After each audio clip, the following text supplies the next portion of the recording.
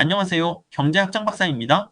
오늘은 케임브리지 대학의 한국계 경제학자 장하준 교수의 유명한 책 사다리 걷어차기에 대해 여러분과 함께 살펴보겠습니다. 사다리 걷어차기는 2002년 영어로 처음 출간된 이후 한국어를 비롯해 10개 이상의 언어로 번역된 국제적으로도 매우 영향력 있는 책입니다. 저자인 장하준 교수는 이 책을 통해 군나르 미르달 상과 바실리 레온티예프 상을 수상하며 학문적 성취를 인정받았습니다. 그는 신자유주의적 세계화가 당연시되던 시기에 이론적으로 정면으로 도전한 독창적이고 비판적인 경제학자로 평가받고 있으며 이후에도 여러 저서를 통해 활발히 활동하고 있습니다. 이 책의 핵심 개념인 사다리 걷어차기는 원래 19세기 독일의 경제학자 프리드리히 리스트가 사용한 표현에서 비롯되었습니다. 리스트는 당시 영국이 보호무역 정책을 통해 자국의 산업을 육성한 뒤 후발 국가들에게 자유무역을 강요하는 행태를 비판했습니다. 장하준 교수는 이 비유를 현대적 맥락에서 재조명하여 오늘날 선진국들이 자신들이 경제 발전 과정에서 사용했던 정책과 전략들을 현재 개발도상국들이 사용하는 것을 방해하고 있는 현실을 고발합니다. 장하준 교수는 선진국들이 과거에는 보호무역, 적극적인 국가 개입, 기술의 모방 등을 통해 경제 발전을 이루었지만 현재는 개발도상국들에게 자유무역, 규제 완화, 민영화, 지적재산권 보호 등을 강요하는 모순된 상황을 위선 가설로 비판합니다. 이러한 행태가 단순한 실수가 아니라 국제 경제 질서에서 자신들의 우위를 지속적으로 유지하기 위한 전략적 행동이라는 것이죠. 이 책에서 특히 강조하는 비판 대상은 워싱턴 컨센서스로 불리는 신자유주의적 경제 정책입니다. 장 교수는 이 정책들이 모든 국가에 항상 유리한 것은 아니라며 국가 간 발전 수준 차이에 따른 다양한 결과가 있을 수 있다고 지적합니다. 또한 외국인 투자 개방과 민간 기업 중심의 발전 전략이 무조건 옳은 것이 아니며 민주주의나 제도의 완벽한 완성이 경제 발전의 필수 조건이 아니라 점진적으로 발전 과정에서 형성될 수 있다고 주장합니다.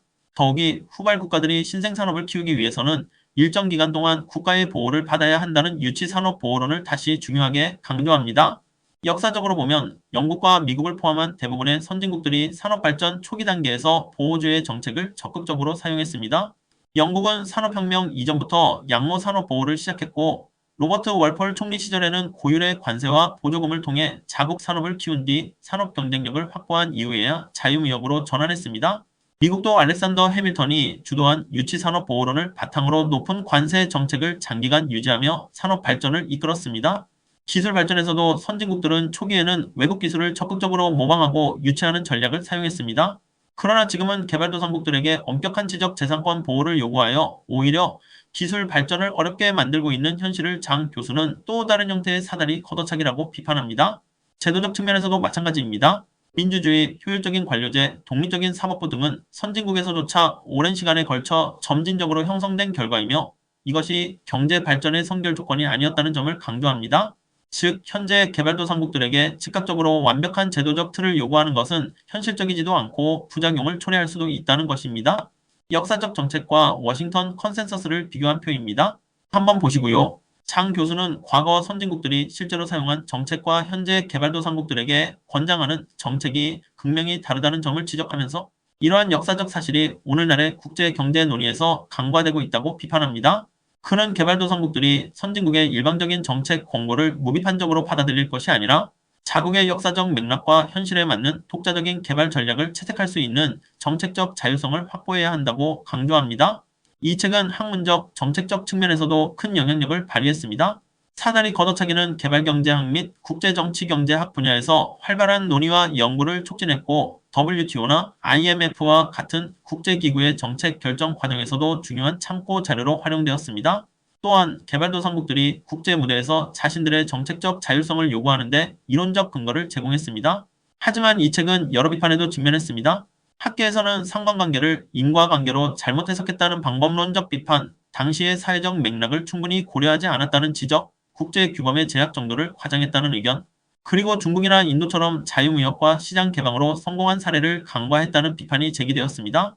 결론적으로 장하준 교수의 사다리 걷어차기는 경제 발전 문제를 역사적 관점에서 재조명하며 선진국들이 주장하는 정책들의 모순을 드러내고 있습니다. 개발도상국들이 자국에 적합한 맞춤형 발전 전략을 선택할 수 있는 이론적 근거를 제공하고 있으며 국제사회의 정책적 다양성과 자율성을 존중할 것을 촉구하고 있습니다. 이상으로 경제학장 박사였습니다. 감사합니다. 이어서 추가적인 전문가의 대담을 이어가도록 하겠습니다. 안녕하세요. 오늘 저희가 좀 깊이 파헤쳐볼 자료는요. 아주 흥미로운 질문을 던지고 있어요.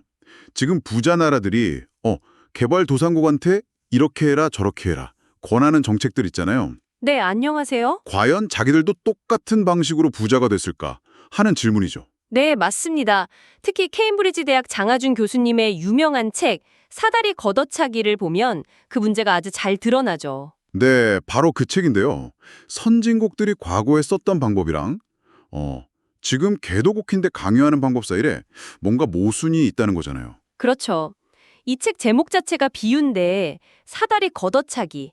이게 사실 19세기 독일 경제학자 프리드리히 리스트가 처음 쓴 표현이거든요. 아, 리스트요? 들어본 것 같아요. 네, 자기들이 일단 사다리 타고 꼭자기까지 올라가서는 다른 나라들은 그 사다리 못 쓰게 그냥 걷어차버린다. 뭐 이런 뜻이에요. 와, 비유가 아주 강렬하네요. 그럼 오늘 저희가 그 사다리가 대체 뭐였는지, 그리고 왜 걷어차기라는 비판까지 나오는지, 역사적 자료들을 좀 봐야겠군요. 네, 맞습니다. 그걸 파헤쳐 보는 게 오늘 저희 목표죠. 좋습니다. 그럼 핵심 주장, 이른바 위선 가설부터 좀 볼까요? 우리가 했던 대로 하지 말고 우리가 말하는 대로 해라. 이거잖아요. 네, 정확합니다. 장 교수님 지적은 지금 선진국들이 과거에는 자기들 산업 키우려고 보호무역도 엄청 하고 정부 보조금도 팍팍 주고 특정 산업 막 밀어주고 굉장히 적극적으로 국가가 개입했다는 거죠. 아, 그랬군요. 근데 지금은 개발도상국한테 정반대로 뭐 자유무역 해라, 민영화 해라, 규제 풀어라 이런 걸 좋은 정책이라고 막 강요한다는 거예요. 여기서 이제 역사적 사례들이 나오면 정말 흥미로워지죠. 그렇죠. 대표적으로 영국이랑 미국 얘기를 안 할 수가 없는데요. 영국 하면 보통 자유무역의 발상지 뭐 이렇게 알잖아요. 네, 그렇죠. 애덤 스미스도 그렇고. 근데 의외로 18세기 초반 로버트 월폴 총리 시절만 해도요. 영국은 수입 공산품에 관세를 엄청 높게 매기고 반대로 수출하는 제조업자들한테는 보조금까지 주면서 보호했어요. 아니, 영국조차 그랬다고요? 우리가 아는 그 자유무역 이미지는 그럼 언제 생긴 건가요? 그건 이제 19세기 중반 넘어서 산업 경쟁력이 진짜 압도적으로 강해진 다음에야 자유무역으로 방향을 튼 거죠. 아하, 그러니까 자기들이 유리해진 다음에 바꿨다는 거네요. 뭐 그렇게 볼 수 있는 거죠. 미국은 더 심했어요. 미국은 어땠는데요? 초대 재무장관이었던 알렉산더 해밀턴, 유명하죠.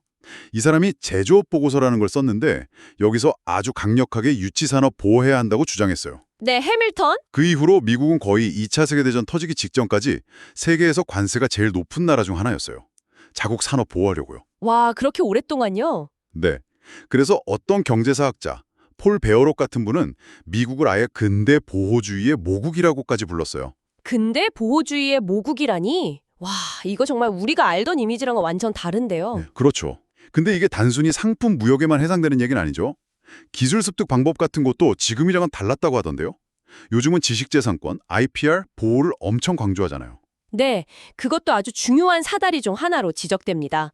오늘날 선진국들이 개도국한테 요구하는 그 강력한 지식재산권 보호 체계, 예를 들면 WTO의 트립스 협정 같은 거요. 아, 트립스 협정. 네. 이게 뭐냐면 무역 관련된 지식재산권 협정인데 특허나 저작권 보호를 국제적으로 강제하는 규범이거든요. 근데 이게 과거 선진국들 자신들의 경험하고는 너무 다르다는 거예요. 아, 그러니까 과거에는 그런 거 별로 신경 안 썼다. 이런 건가요? 그렇죠. 예를 들어 19세기 미국은요. 자국 출판 산업 키운다고 외국인 저작권을 오랫동안 인정을 안 해줬어요. 그래서 유럽 책들을 그냥 막 베껴서 출판하고 그랬죠. 정말요? 네. 스위스나 네덜란드 같은 나라는 심지어 20세기 초까지 특허 제도가 아예 없거나 있어도 아주 제한적으로만 운영했어요. 독일도 비슷했고요. 와. 그러니까 외국 기술 막 모방하고 심지어는 기술자들 몰래 빼내오는 그런 일도 서슴지 않았다는 기록들이 꽤 있어요. 이야. 그래서 이런 강력한 IPR 요구가 결국 개도국들이 기술 따라잡는 걸 더 어렵게 만드는 또 다른 형태의 사다리 걷어차기 아니냐? 이런 비판이 나오는 거죠. 기술 문제뿐 아니라 제도적인 부분도 지적하지 않나요? 뭐 민주주의라던가 효율적인 관료제 같은 흔히 말하는 좋은 제도들 말이에요. 맞아요. 그것도 중요한 포인트입니다. 그런 제도들이 마치 경제 발전의 필수 전제 조건처럼 얘기되곤 하는데 역사적으로 따져보면 선진국들조차도 경제가 어느 정도 발전하고 나서야 그런 제도들이 점진적으로 자리 잡은 경우가 대부분이라는 거예요. 아, 그러니까 제도가 먼저 완벽하게 있어서 발전한 게 아니라 발전하면서 제도도 같이 좋아졌다. 이런 건가요? 네, 그런 측면이 강하다는 거죠.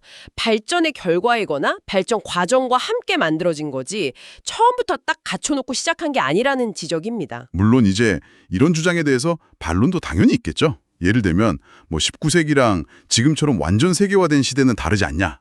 이런 지적도 있을 수 있고요. 네, 그렇죠. 환경이 다르다는 점. 또 보호주의가 길게 보면 오히려 비효율을 낳고 혁신을 막을 수도 있다. 이런 우려도 있고요. 아니면 개발도상국 정부 자체의 문제, 뭐 부패나 비효율성 이런 걸 지적할 수도 있을 테고요. 맞습니다. 여러 반론이 가능하죠. 네, 저희가 여기서 뭐 특정 입장을 편들려는 건 아니고요. 자료에 담긴 핵심 논점과 또 다양한 시각들을 그냥 전달해 드리는 데 집중하고 있다는 점 알아주시면 좋겠습니다. 중요한 건 장하준 교수님도 단순히 옛날처럼 보호무역 합시다 이게 아니라는 거예요. 핵심 메시지는 개발도상국에게 이른바 정책 공간, 폴리시 스페이스를 줘야 한다는 겁니다. 정책 공간이요? 그게 어떤 의미죠?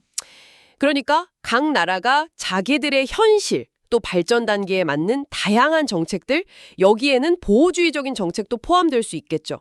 이런 것들을 스스로 선택하고 또 실험해 볼 수 있는 자율성을 줘야 한다는 주장이에요. 아하, 일률적인 답을 강요하지 말라는 거군요. 그렇죠. 지금 국제기구나 선진국들이 제시하는 어떤 표준처럼 보이는 정책들이 실제로는 이런 자율성을 너무 과도하게 제약하고 있다. 이게 비판의 핵심인 셈이죠. 그렇군요. 오늘 이 이야기가 저희 청취자분들께도 시사하는 바가 클 것 같습니다. 국제경제 뉴스나 뭐 개발 원조 관련 얘기들을 들으실 때 그냥 제시되는 정답만 볼 게 아니라 그 뒤에 숨어있는 역사적인 맥락이라던가 어쩌면 힘의 논리 같은 것들을 한번 생각해 볼 수 있게 하는 거죠. 맞습니다.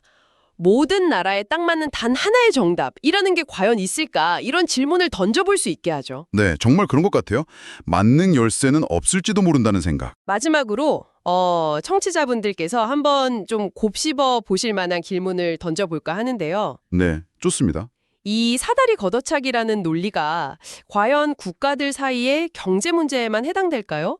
어쩌면 우리 사회 내부의 여러 영역에서도 비슷한 걸 발견할 수 있지 않을까 싶어요. 아, 사회 내부요? 예를 들면 어떤 걸까요? 뭐 예를 들어 특정 산업 분야에서 이미 자리를 잡은 기득권 세력이 후발주자의 진입을 막으려고 한다던가 혹은 뭐 세대 간의 기회 불균형 문제 같은 것들 속에서도 혹시 비슷한 패턴이 작동하고 있지는 않을까? 한 번쯤 생각해 보시면 흥미로울 것 같습니다. 와, 그러네요. 국가 단위를 넘어서 우리 주변의 문제에도 적용해 볼 수 있겠군요. 오늘 아주 흥미로운 시각을 얻어갑니다.